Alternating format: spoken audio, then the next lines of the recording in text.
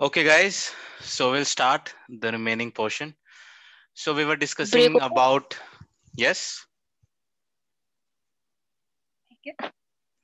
नहीं अब ब्रेक अभी ठीक है, पढ़ ही लेते हैं, कोई कुछ नहीं बोल रहा तो इट्स ओके.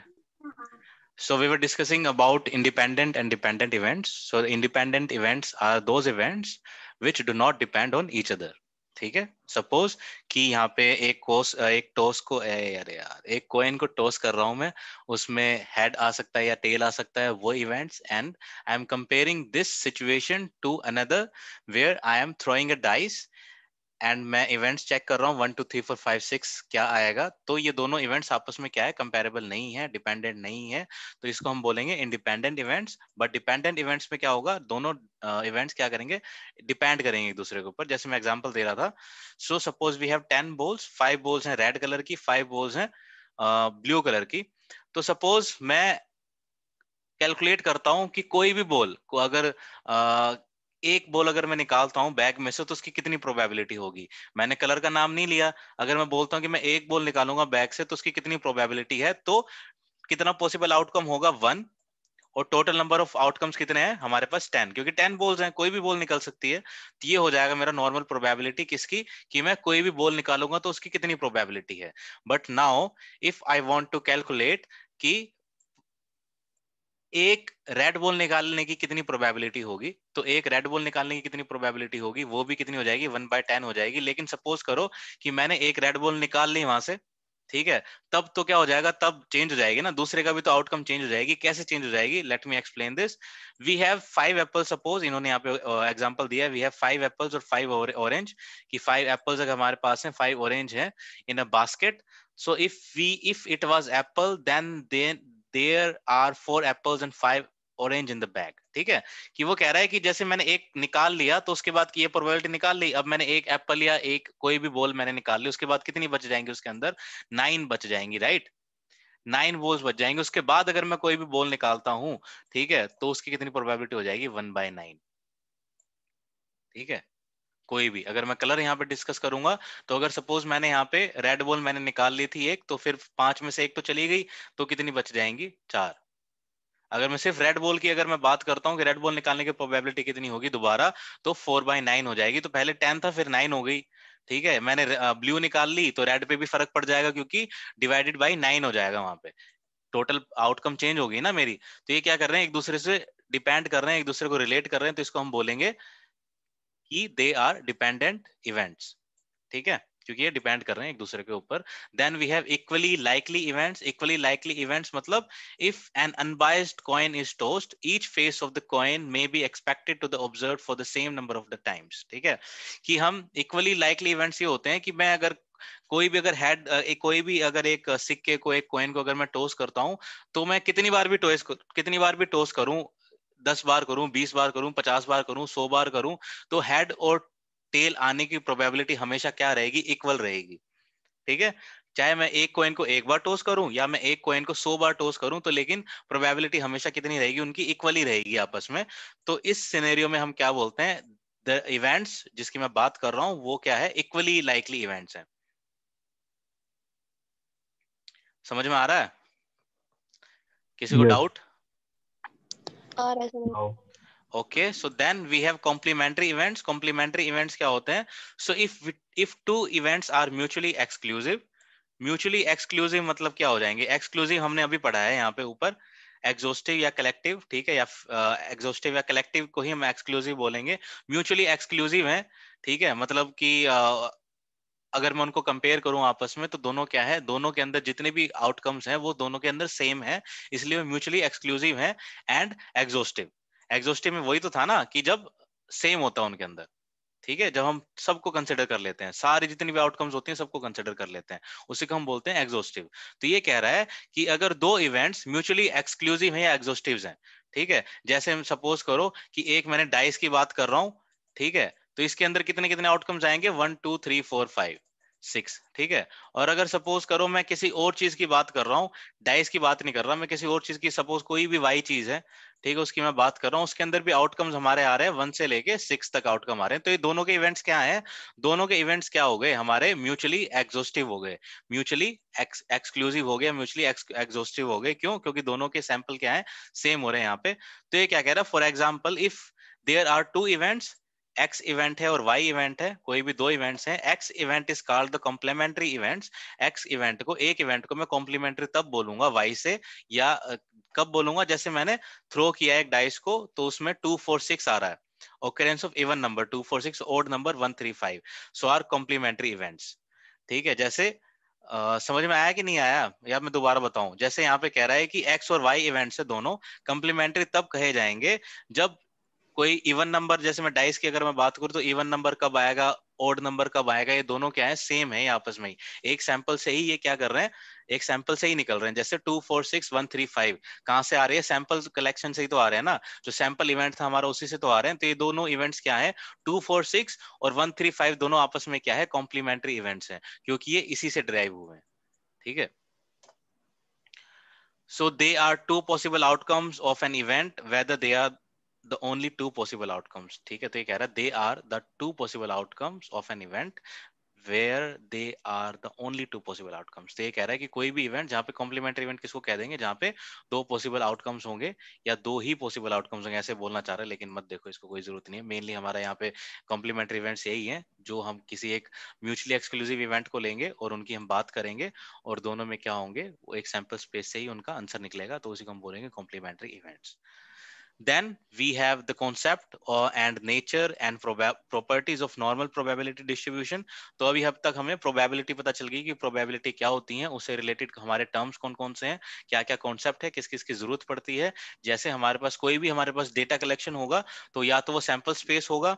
ठीक है, ये हमने क्यों पढ़ा है, मैं ये भी बता देता हूँ हमने पढ़ा क्यों है। क्योंकि प्रोबेबिलिटी पढ़नी है, नॉर्मल डिस्ट्रीब्यूशन पढ़ना, तो हमें प्रोबेबिलिटी पता होनी चाहिए क्या होती है।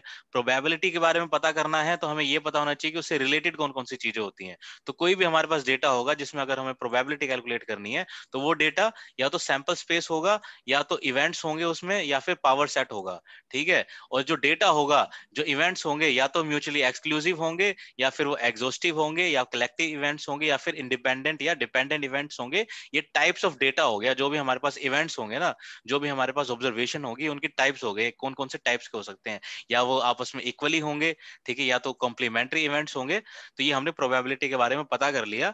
Now our main task is to learn about the properties and the nature and concept of normal probability distribution। ये हमारा मेन टॉपिक है। अब प्रोबेबिलिटी के बाद हम इसको पता करते हैं कि क्या है ये। so the normal distribution is determined by two parameters, mean and variance। ठीक है, तो ये बोल रहा है कि जो नॉर्मल डिस्ट्रीब्यूशन होती है हमारी, जिसके बारे में हम पढ़ने वाले हैं, नॉर्मल प्रोबेबिलिटी डिस्ट्रीब्यूशन, वो क्या होता है? मेनली डिटरमाइन करता है दो पैरामीटर पे। किस पे? एक तो मीन क्या है उसका, और एक वेरिएंस क्या है। क्यों ऐसा क्यों है? सपोज हमारे पास ये ग्राफ बन रहा है, ठीक है, तो ये जो एक वैल्यू आ रही है जिसमें सबसे ज्यादा पॉपुलेशन हमारी लाई कर रही है, ये क्या हो जाएगी? हमारी मीन हो जाएगी। ठीक है, मीन के आसपास ये स्क्रीन लाई शो कर नहीं रही। हो रही। स्क्रीन शो नहीं हो रही? बहुत देर में बोला फिर यार, अभी तक कैसे पढ़ रहे थे? या स्क्रीन शो नहीं हो रही है। ओके, अभी शो हो रही है? मुझे तो हो रही है शुरू से। मेरे को भी तुमने स्टार्टिंग से हो रही स्क्रीन शो हो रही है, लेकिन वो पॉज हो गई थी। अब जो पढ़ रहा है उसको तो पता चल गया होगा, अब जो स्क्रीन खोल के बैठा तो उसको नहीं पता चला होगा। इट्स नहीं, ओके। मैं बुक से पढ़ रही हूँ, आप जैसे जैसे बोल रहे हो। अच्छा मैंने अपनी बुक खोल रखी है आगे। अच्छा अच्छा, चलो ठीक है। तो देखो यहाँ पे हमारे पास, क्योंकि नॉर्मल डिस्ट्रीब्यूशन में हमारे पास ऐसा ही ग्राफ बनता है, तो ऐसा ग्राफ जब हमारे पास बनता है तो हमारे पास दो चीजें मोटा मोटा हम पता करते हैं कि वो कौन सी वैल्यू है जिसमें ज्यादातर पॉपुलेशन हमारी लाई कर रही है। तो वो जो भी आंसर जो हमारा आएगा, एक मिडिल वैल्यू आएगी, और मिडिल वैल्यू ही क्या होती है? मीन होती है। तो ये दो पैरामीटर पे डिपेंड कर गया, एक तो मीन और एक वेरिएंस। वेरिएंस मतलब कितना डिफरेंस है एक दूसरी वैल्यूज में, एक दूसरी फ्रीक्वेंसीज में कितना डिफरेंस है। तो ये वेरिएंस से हम पता करते हैं, अलग अलग वेरिएबल में कितना डिफरेंस है, ये हम वेरिएंस से पता करते हैं, जो हमने पहले सीखा था स्टैटिस्टिक्स में। तो मेनली तो टू पैरामीटर्स हैं। Then it says when the normal distribution is represented in the form of graph, it is known as normal probability distribution curve। तो ये कह रहा है जब भी नॉर्मल डिस्ट्रीब्यूशन को हम ग्राफ में रिप्रेजेंट करेंगे, तो वही नाम चेंज होके क्या हो जाएगा? Normal probability distribution curve. ठीक है, कर्व इसको बोलते हैं हम, ये जो हमने लाइन खींची ना ऊपर यहाँ पे, इसको हम बोलते हैं कर्व।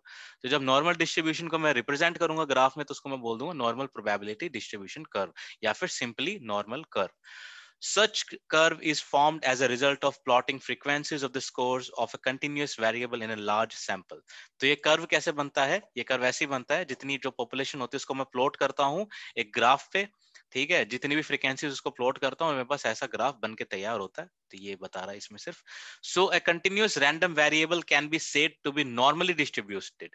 अब ये मेन लाइन है, कोई भी कंटिन्यूअस रैंडम वेरिएबल, जैसे मैं कोई भी डेटा कलेक्ट कर रहा हूँ, डेटा ए कलेक्ट कर रहा हूँ, नंबर ऑफ पीपल 5 है, उसका वेरिएबल है x और एक अलग वेरिएबल है y, अलग अलग ऑब्जर्वेशन है, ठीक है। तो ये कह रहा है एक कंटिन्यूअस रैंडम वेरिएबल, कंटिन्यूअस भी बोल रहा है, रैंडम भी बोल रहा है, वेरिएबल बोल रहा है। कंटिन्यूअस मतलब वो कंटिन्यूअस है, एक वैल्यू नहीं है वहां पे, डिफरेंट डिफरेंट टाइप्स की वैल्यूज आ रही हैं जो बढ़ रही हैं घट रही हैं, ठीक है। रैंडम मतलब कुछ भी हो सकती है वहां पे। वो variables can be said to be a normally distributed. उस वेरिएबल को जिसकी वैल्यूज कंटिन्यूअस हैं उसको मैं नॉर्मली डिस्ट्रीब्यूटेड बोल सकता हूं। कब? If the histogram of its relative frequency has the shape of a normal curve. ठीक है, जब उसका कर्व ऐसा बनेगा, जब उसका कर्व ऐसा बनेगा, प्लॉट करने के बाद, कंटिन्यूअस वेरिएबल को प्लॉट करने के बाद, तब मैं उसको बोल सकता हूं कि वो क्या है, मेरा एक नॉर्मल कर्व है या फिर नॉर्मल डिस्ट्रीब्यूटेड कर्व है। ठीक है, तब मैं उसको ये बात बोल सकता हूँ। अब now we have some importance of normal distribution. So normal distribution is a continuous distribution and plays significant role in statistical theory and inferences. Normal distribution क्या करता है? कंटिन्यूअस डिस्ट्रीब्यूशन है, यस कंटिन्यूअस डिस्ट्रीब्यूशन है, और इससे हमें बहुत ज्यादा फायदे होते हैं स्टैटिस्टिक्स में और इन्फरेंस में। Now the second point is the normal distribution has various mathematical properties which makes it convenient to express the frequency distribution in simplest form। ठीक है, तो ये क्या कह रहा है, नॉर्मल डिस्ट्रीब्यूशन से क्या होता है, मैथमेटिकल प्रॉपर्टीज हैं इसमें कुछ जो हमें हेल्प करती है एक डेटा को कन्वीनियंटली तरीके से रिप्रेजेंट करने में एक सिंपलेस्ट फॉर्म में। ठीक है, ये इसके यूजेस बता रहा है, इंपॉर्टेंस बता रहा है, इसको एक बार पढ़ लेना बस, ज्यादा पढ़ने की जरूरत नहीं है। Then it is useful methods of sampling distribution, ये एक यूजफुल मेथड है सैम्पलिंग डिस्ट्रीब्यूशन को रिप्रेजेंट करने में।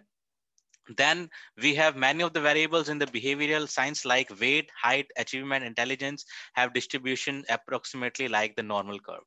ठीक है, क्योंकि हम जितनी भी हम जैसे weight ऑब्जर्व करूंगा, हाइट ऑब्जर्व करूंगा, या अचीवमेंट्स ऑब्जर्व करूंगा, या इंटेलिजेंस अगर मैं कैलकुलेट करूंगा, तो मोस्टली हमारा ग्राफ ऐसे ही बनेगा। क्योंकि मोस्टली जितनी भी पॉपुलेशन होगी वो क्या करेगी, एक एवरेज स्कोर के आसपास ही लाई करेगी। ठीक है, तो यहाँ पे फायदा इसका बेनिफिट है, इंपॉर्टेंस है। Then the main importance we have about normal distribution is it is necessary component for many of the inferential statistics like z-test, t-test, f-test। तो ये हमारे पास कुछ टेस्ट हैं, ठीक है, z-test, t-test, f-test। तो ये तीन तरीके के टेस्ट हैं जो एक पार्ट है नॉर्मल डिस्ट्रीब्यूशन प्रोबेबिलिटी का, एक पार्ट है, एक मेथड है जो हमें हेल्प करता है मेजर करने में, प्रोबेबिलिटी गैस करने में, चांस गैस करने में, लाइकलीहुड को परसेप्शन लाइकलीहुड को मैं डिसाइड करने के लिए, या फिर कितनी पॉसिबिलिटी है उसको डिसाइड करने के लिए हेल्प करते हैं ये मेथड। अभी तक तो हम वर्बली पढ़ रहे थे कि यस, कि हमें यहाँ से प्रोबेबिलिटीज हेल्प मिलती है। अब हेल्प मिलती कैसे, उसके मेथड्स क्या हैं, उसके क्या साइंटिफिक मेथड्स है, कौन से फॉर्मूले हैं जो हम यूज करते हैं इस प्रोबेबिलिटी को कैलकुलेट करने में। So we have some methods जिसको हम बोलते हैं टेस्ट बोलते हैं, Z test, T test, F test. इसी को हम कैलकुलेट करना सीखेंगे इस यूनिट के अंदर, आगे वाले पोर्शन में। ठीक है, जो हमें हेल्प करेगा कि अलग अलग वेरिएबल्स हैं उनकी प्रोबेबिलिटी कितनी है आगे फर्दर, ठीक है, आगे ऑकर होने की उनकी कितनी प्रोबेबिलिटी है आगे फर्दर। इसलिए हमारे यहाँ पे ये टेस्ट इंपॉर्टेंट रहेंगे, इसको हम सीखेंगे। Then we have some properties of normal distribution curve. Properties is it is a bell shaped curve which is bilaterally symmetrical and has continuous frequency distribution curve। Bell shape मतलब ये देखो bell shape ही है ना, bell की ऐसी shape होती है ना, देखो बेल की ऐसी शेप तो होती है ऐसे करके। ठीक है, तो ये जो पार्ट हो गया इसको बोल दिया bell shape curve. Then it has two halves, right and left. The value of the mean, median and mode are equal. Mean is equal to mode। तो ये कह रहा है यहाँ पे, देखो यहाँ पे मीन आपका यही आएगा, क्योंकि ये क्या कर देता है, लेफ्ट और राइट में डिवाइड कर देता है डेटा को। ठीक है, जो सबसे कॉमन होगी, जो सबसे पीक वाली होगी, उसको हम बोल देंगे मीन आपका होगा, वो मीडियन होगा, मोड होगा। क्यों? क्योंकि मोड में हम क्या बताते थे, जो वैल्यू सबसे ज्यादा बार रिपीट होती है वही हमारा मोड होता है ना। तो मोड भी कहाँ लाई करेगा, इसी पॉइंट पे लाई करेगा। मीडियन क्या होता है हमारा, मीडियन वो होता है जब हम असेंडिंग से असेंडिंग ऑर्डर में किसी डेटा को रीफॉर्म क्लासिफाई करते हैं, उसको ऑर्गेनाइज करते हैं, तो मीडियन बीच वाली वैल्यू, तो बीच वाली वैल्यू भी हमारे कहाँ आएगी, इस हाईएस्ट पीक पे ही आएगी। और मीन क्या होता है, मीन हमारा एवरेज वैल्यू होता है, पूरे वैल्यू को डिवाइड करके नंबर ऑफ पर्सन से अगर मैं डिवाइड कर दूंगा तो मेरी एक मीन वैल्यू आएगी, एवरेज वैल्यू आएगी, वो भी हमारी यहीं पे आएगी। ठीक है, तो कहने का मतलब क्या हुआ, यही हुआ कि it has two halves, right and left, and the value of mean, median and mode are equal. ठीक है, so they go inside at the same point at the middle of the curve. तो ये कहाँ पाए जाते हैं, एक ही point पे होते हैं, mean, median, mode. Then the normal curve is asymptotic, that is it approaches but never touches the x-axis as it moves further from the mean। तो ये कह रहा है कि ये क्या करता है, कभी भी x-axis को y-axis को टच नहीं करता, क्योंकि जीरो थोड़ी ना होता है, जीरो तो नहीं होगा ना, क्योंकि हम कोई जैसे वेट है, वेट किसी का जीरो होगा, हाइट किसी की जीरो होगी, नहीं होगी, इमोशनल इंटेलिजेंस किसी का जीरो होगा, नहीं होगा, ये वैल्यूज नहीं होगी। इसलिए क्या करता है, ग्राफ ऊपर से शुरू होता है, जीरो होगा तो ये नीचे से शुरू होगा। ठीक है, लेकिन यहाँ से ऊपर से शुरू होगा, क्योंकि जीरो में ये वैल्यूज आती नहीं है, निकलती नहीं है। तो ये हम कह सकते हैं कि यहाँ पे एक्स एक्सिस से थोड़ा सा ऊपर होता है। तो यहाँ पे कुछ ये है पॉइंट्स यार, ये पढ़ लेना। ठीक है, अगर नहीं समझ में आया तो मेरे से पूछ लेना। ठीक है, इसके बाद ये हमारा कुछ ग्राफ है। ठीक है, तो ये हमें ये बता रहा है कि 68% जो हमारा डेटा है वो हमारे यहीं पे लाई कर रहा है। ठीक है, मतलब एक पार्ट यहाँ पे है और एक यहाँ पे इक्वली। ठीक है, और बाकी अगर मैं यहाँ से लेके यहाँ तक कंसिडर करूँ तो 95% मेरा पार्ट यहाँ पे आ जाता है। अगर यहाँ से लेके यहाँ से कंसिडर करूँ तो 99.7% पॉपुलेशन इसमें लाई कर रही है। तो ये हमें बता रहा है बस एक पार्ट। तो नॉर्मल प्रोबेबिलिटी डिस्ट्रीब्यूशन कर्व, तो ये नॉर्मल प्रोबेबिलिटी डिस्ट्रीब्यूशन कर्व है। तो यहाँ पे देख रहे हो ना, 2 सिग्मा, 1 सिग्मा, मीन 1 सिग्मा। तो ये क्या होता है, ये हम इसको, ये स्टैंडर्ड डेविएशन होता है हमारा। ठीक है, तो स्टैंडर्ड डेविएशन कितना वेरी कर रहा है, मीन से कितना वेरी कर रहा है, कितना दूर है, कितनी पॉपुलेशन का स्टैंडर्ड डेविएशन कितना दूर है मीन से, इससे हम पता करते हैं कि उसकी प्रोबेबिलिटी कितनी है। तरीका होता है, मेथड होता है, जिसको हम लर्न करेंगे आगे, जो हमारा स्टैंडर्ड स्कोर, जेड स्कोर। ठीक है, या फिर आप इसे जेड टेस्ट भी कह सकते हैं। तो इसको मैं हल्का सा बता देता हूँ। सो स्टैंडर्ड स्कोर और Z score is transformed score which show the number of standard deviation units by which the value of observation is above और बिलो द मीन। तो ये कह रहा है कि जेड स्कोर हमारा वो स्कोर है जो हमें बताता है कि नंबर ऑफ स्टैंडर्ड डेविएशन, कि उस डेटा का स्टैंडर्ड डेविएशन, उसकी उस डेटा का स्टैंडर्ड डेविएशन, ध्यान से सुना, उस डेटा का स्टैंडर्ड डेविएशन मीन से कितना पार्ट अबोव है या बिलो है, या फिर लेफ्ट है या फिर राइट है। ठीक है, जेड स्कोर क्या करेगा, जेड स्कोर मैं दोबारा बोल रहा हूं इसको, जेड स्कोर क्या करेगा, जेड स्कोर हमें यह बताएगा कि जो हमारे पास डेटा है गिवन, उसकी जो स्टैंडर्ड डेविएशन है। ठीक है, ये जो सिग्मा यहाँ पे, ये जो ये साइन बनाया हुआ है ऐसे करके, तो इसको हम सिग्मा बोलते हैं, इसी को हम स्टैंडर्ड डेविएशन बोलते हैं। तो स्टैंडर्ड डेविएशन उसकी मीन वैल्यू से कितना उससे आगे है या उससे पीछे है। ठीक है, या कितना उससे लेफ्ट है, कितना उससे राइट है। जैसे अगर मैं कहूं ये वाली वैल्यू कंसिडर करूं, इधर वाली वैल्यू को कंसिडर करूं, तो ये मैं क्या कहूंगा, ये वैल्यू जो है, ये जो पॉपुलेशन है मेरी, ये मीन से 3 मल्टीप्लाई बाय स्टैंडर्ड डेविएशन पे रिप्रेजेंटेड है ये। ठीक है, कि मीन यहाँ पे जो स्टैंडर्ड डेविएशन है 3 टाइम्स है मीन से। ठीक है, या फिर मीन से इतना दूर है, ये डिस्टेंस बताएगा, सॉरी 3 टाइम्स नहीं होगा, डिस्टेंस बताएगा। ठीक है, तो ये हम जेड स्कोर से कैलकुलेट करते हैं। तो इसको मैंने बस ऐसे फॉर्मली बता दिया वर्बली, बाकी हम देखेंगे इसको अच्छे से, लर्न करेंगे कैसे कैसे कॉन्सेप्ट क्या होता है इसका, देन इसकी प्रॉपर्टीज क्या है, then what is the use of Z score, and what are the formulas, and how to compute your Z score. ठीक है, then we have some divergence from normality. तो ये हमारे पास कुछ आ जाएंगे, कुछ कुछ डिफरेंट टाइप्स ऑफ डाइवर्जन बताया कि ऐसा ग्राफ होगा तो ऐसा क्यों होगा, वहां पे डिफरेंस ऐसा क्यों बन रहा है ग्राफ, इसका मतलब पॉपुलेशन वहां पे क्या है, अलग तरह की पॉपुलेशन है, जहाँ पे वो लेफ्ट वाला नहीं बन रहा उसका। ठीक है, लेफ्ट वाला पार्ट नहीं बन रहा, क्योंकि वहां पे जो स्टार्टिंग की वैल्यूज हैं उसमें कोई आ ही नहीं रहा है पॉपुलेशन, डायरेक्ट ही वो यहाँ से शुरू हो रहे हैं, और फिर जो लास्ट की जो वैल्यूज हैं उसमें ज्यादा पॉपुलेशन लाई कर रही है। तो ऐसा ग्राफ बन रहा है यहाँ पे पॉजिटिव स्क्यूनेस। ठीक है, तो ऐसे करके नेगेटिव स्क्यूनेस देखो, जब इनिशिएट वैल्यू में ज्यादा पॉपुलेशन है, और जब वैल्यू टॉप पे चलेगी उसके बाद जब नीचे आ रही है, तो लास्ट में पॉपुलेशन हमारी नहीं है, कम है पॉपुलेशन, तो इसको हम बोल देंगे नेगेटिव स्क्यूनेस। तो ये हमारे पास कुछ चीजें यहाँ पे, ये देखो कैलकुलेट करने का इन्होंने फॉर्मूला दिया हुआ है। तो यही हमारी यूनिट है, इसके बाद खत्म हो जाएगा, तो ये हम कर लेंगे कल वाले सेशन में। ठीक है, टोटल कितनी यूनिट है इसमें, खत्म 4 हो गई ये, ब्लॉक में? खत्म हो गई बस, खत्म, बुक खत्म हो गई है, ये लास्ट है ना? ये लास्ट यूनिट है guys.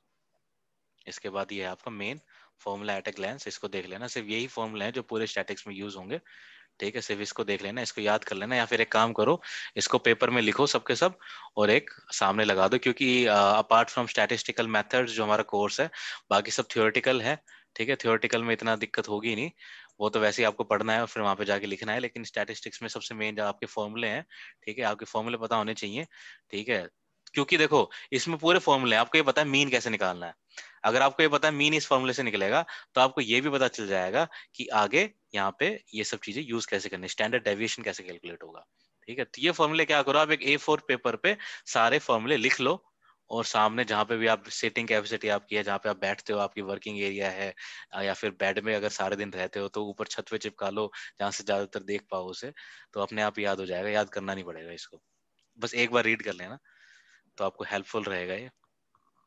So guys, so today session I think complete हो गया है, तो इसके बाद अगर किसी को कोई डाउट हो, कुछ पूछना हो, एनीथिंग एल्स, कुछ भी हो, कोई भी डाउट, दे कैन आस्क।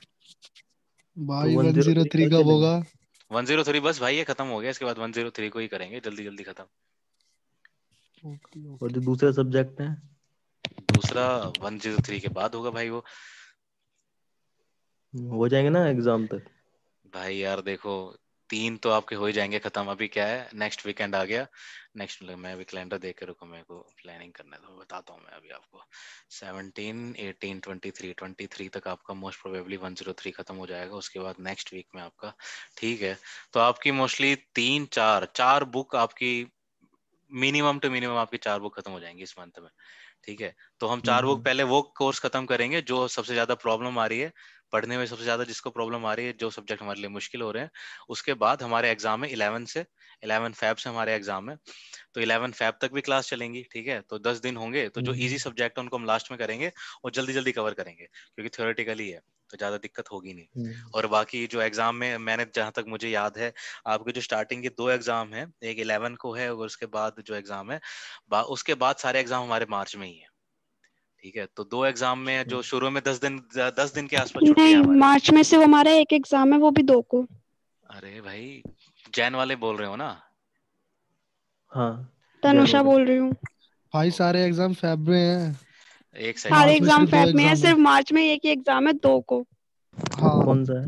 पता नहीं, सिर्फ मार्च में जहां 2 तक मुझे एग्जाम है। याद है, जहां तक मुझे 2 याद है एग्जाम है मुझे, मार्च में भी। अच्छा फिर ऐसा होगा कि शुरू के जो एग्जाम है ना 2, उसमें छुट्टी ज्यादा है, इतना तो पक्का होगा। भाई कोई छुट्टी नहीं है। नहीं, शुरू के 2 एग्जाम में तो होगी हाँ यार, हाँ, मुझे ऐसा पहला लग एग्जाम 11 को है और दूसरा 17 को है। हाँ तो देखो, पहला हाँ 11 को है, दूसरा 17 को है, और तीसरा कब है? 22 तीसरा भाई 22 को। तीसरा 22 फिर को है, तो देखो 23। 22 तक, तीसरा 22 तक हमारे पास ऑप्शन हो गए, और शुरू के जो 2 सब्जेक्ट है ना, एक शायद इंग्लिश का है और एक शायद आपका इंट्रोडक्शन टू साइकोलॉजी का है, जहां तक मुझे यस। है ना, तो इंग्लिश और इंट्रोडक्शन टू साइकोलॉजी तो इशू ही नहीं होगा मुझे लग रहा है किसी को, ठीक है, इंग्लिश तो हम नहीं नहीं, वैसे भी कोई कवर दिक्कत नहीं नहीं। करेंगे, और फिर जो पढ़ इंट्रोडक्शन लेंगे। टू साइकोलॉजी वो इजीएस्ट है, आपको पढ़ा भी बहुत अच्छा, ऑलरेडी यूट्यूब पे सेशन अपलोडेड है, एक बार बस पढ़ लेना, चाहे आज या कल में कभी भी टाइम लगे ना, एक बार उसको पढ़ लो, तो एग्जाम में आपको पढ़ने की जरूरत नहीं पड़ेगी, ये गारंटी है, ठीक है, तो हमारे पास 22 फरवरी तक का टाइम, आप ये मान के चलो 22 फरवरी तक का हमारे पास बहुत अच्छे से टाइम है, तो 4 सब्जेक्ट इस मंथ में अगर कंप्लीट हो गए, तो 2 सब्जेक्ट तो हम इजीली कवर कर लेंगे 22 तारीख तक, तो 6 तो कंप्लीट हो ही जाएंगे अपने, और बाकी फिर बच गए 2, एक इंग्लिश का बच जाएगा और एक एनवायरनमेंट का बच जाएगा, तो एनवायरनमेंट तो मुझे वो उसमें लगता नहीं दिक्कत कि नहीं है। दिक्कत है नहीं, इंग्लिश और बहुत एनवायरनमेंट इजी है में इशू आएगा एनवायरनमेंट। नहीं, हाँ तो इंग्लिश और हम्म। एनवायरनमेंट में ज्यादा इशू होंगे नहीं, तो हो जाएगा यार, चिंता मत करो, बाकी एग्जाम में भी कोई और कभी भी दिक्कत रहेगी तो डेफिनेटली सेशन लेंगे, मैं पक्का सेशन लूंगा एग्जाम में, क्योंकि वैसे तो मैं भी नहीं पढ़ पाऊंगा, इसके सारे कम से कम रिवीजन हो जाएगी मेरी भी, और आप सबको भी हेल्प हो जाएगी, ठीक है, और ये एनी वाली अदर? डेट शीट कंफर्म है ना? भाई अब पता नहीं यार, इसका तो मैं क्या ही बताऊं, कोई गारंटी नहीं है, आगे अभी भी एक्सटेंड भी हो पता नहीं सकती है है, कंफर्म है या नहीं है। नहीं नहीं एक्सटेंड हो सकती है यार, बिल्कुल एक्सटेंड हो सकती है, जब अच्छा। ये असाइनमेंट ही इन्होंने अभी तक 31 तक तो इन्होंने असाइनमेंट एक्सटेंड कर दिए, इग्नू में हर एक चीज लास्ट मोमेंट पे ही होती है। चलो अच्छी बात है, करनी पड़ेगी उनको, नहीं उनको फिर पता है कि, सेकंड कैलेंडर भी चेंज हो जाएगा ना?